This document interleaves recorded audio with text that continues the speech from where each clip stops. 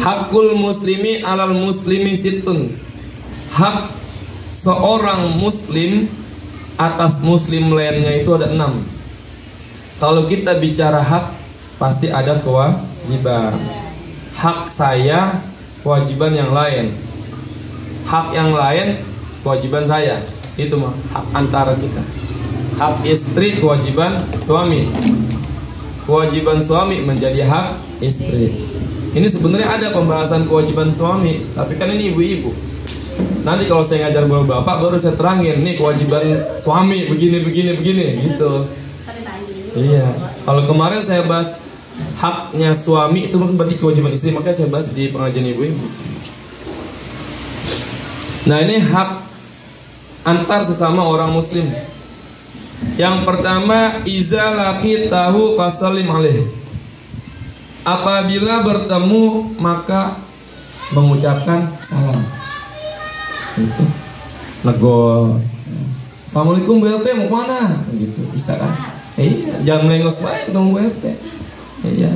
Itu anjuran dari baginda Rasul kayak gitu. Kalau ketemu saling menyapa gitu. Saya ingat banget tuh waktu lagi umroh itu, kalau kita lagi di lift nih ya, terus ada orang masuk lift belakang tuh, assalamualaikum, gitu jadi kebiasaan. Padahal kita nggak saling kenal. Kita masuk ke mana aja tuh, assalamualaikum, gitu. Iya, jadi kebiasaan orang-orang sana kalau ketemu salam, assalamualaikum. Kita mah kadang-kadang kalau mau orang yang kenal kan cuek aja ya. Tapi kalau di sana ternyata enggak itu. Iya, ke papa assalamualaikum. Itu yang pertama, hak sama muslim, yaitu mengucapkan salam. Mengucapkan salam hukumnya sunnah, tapi jawab salam hukumnya wajib, fardu kifayah. Kita lagi kumpul nih, ada 10 orang Muhammad. Ada ibu-ibu datang, 1 orang lagi, assalamualaikum. Kalau kita 10 orang ini satu pun nggak ada yang jawab, maka dosa semuanya. Tapi kalau ada 1 orang aja yang jawab, waalaikumsalam, maka yang lain nggak dapat dosa, gugur. Yang jawab dapat pahala wajib. Yang mengucapin sunnah, yang jawab wajib. Maka yang menjawab itu dapat pahala wajib. Gitu.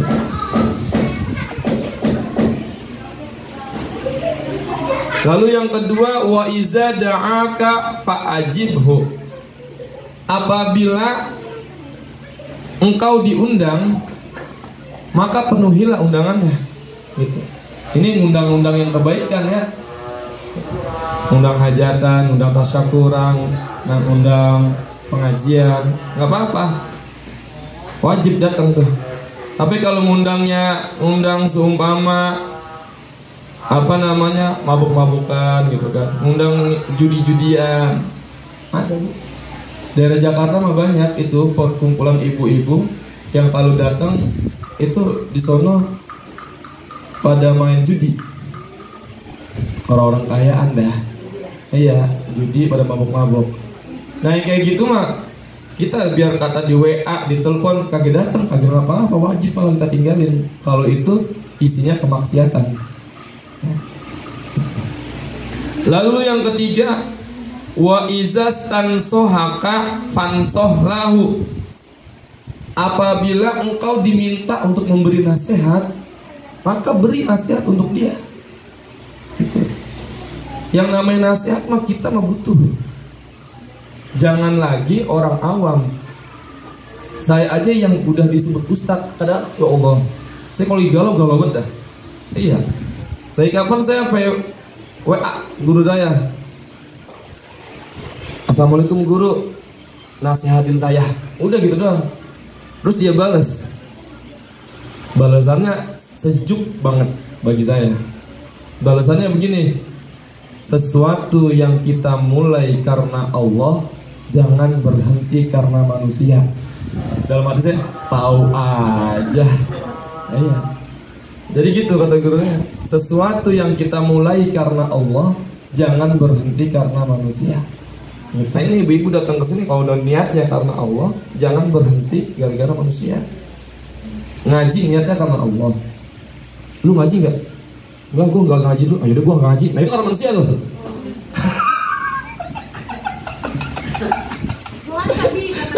Oh cuaca. Lah itu ujian emang. Iya. Iya kena juga ya ternyata. Aduh. Sebetulnya mah nasihat buat diri saya. Saya mah kalau lagi bacain begini, saya fokusnya ke diri saya sebetulnya. Cuman saya tuangkan lagi gitu. Jadi sama-sama kita namanya ikro, kita baca dirimu sendiri, garis miring introspeksi gitu. Kita ini lagi diajak introspeksi diri. Sesuatu yang kira-kira kurang baik ya kita bikin baik. Sesuatu yang kurang ayo kita sempurnakan gitu.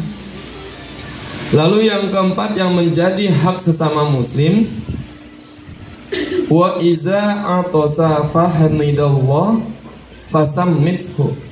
Apabila bersin lalu dia ngucapin alhamdulillah, haji alhamdulillah gitu ya, maka kita yang mendengar, maka kita jawab tuh. Apa jawabannya? Apa? Yarhamukallah.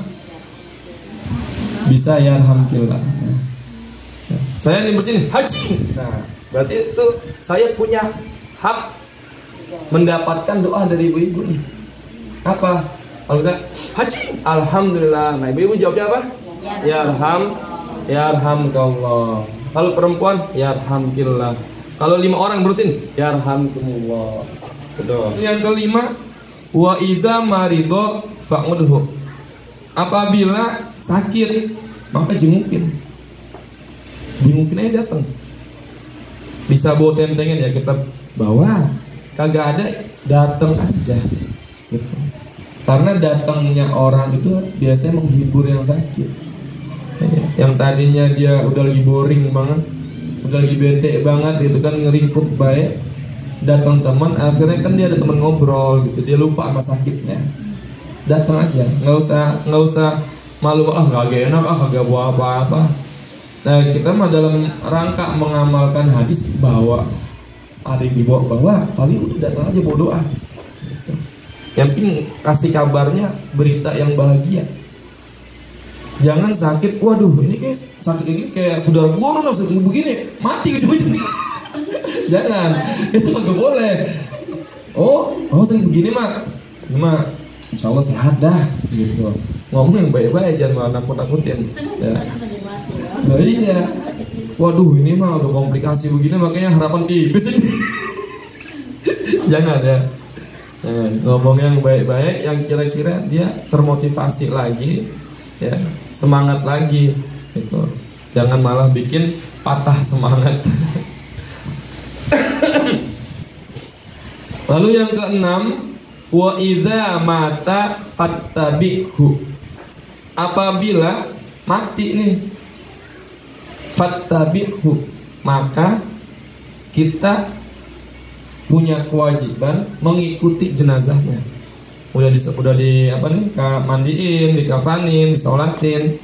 Lalu kalau kita ada kemampuan mengikuti, ikutin sampai dikubur. Gitu. Nah itu 6 hak sesama muslim.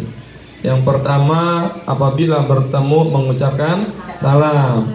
Yang kedua, apabila diundang maka datang. Yang ketiga, apabila saudara kita sama muslim meminta nasihat, maka kita nasihati. Lah Bi, saya kan bukan ustadz Bi, masa nasihatin orang? Nasihat mah bukan cuma dari ustadz.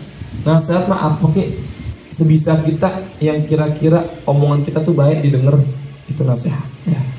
Wa iza atosa, dan apabila dia bersin lalu dia memuji Allah, maka kita jawab yahdikumullah. Apa? Yarhamkallah. Wa iza marida, apabila dia sakit maka kita jengukin. Dan yang keenam, apabila dia meninggal maka kita mengikuti jenazahnya sampai dikubur ya. Wallahu alam bisawab.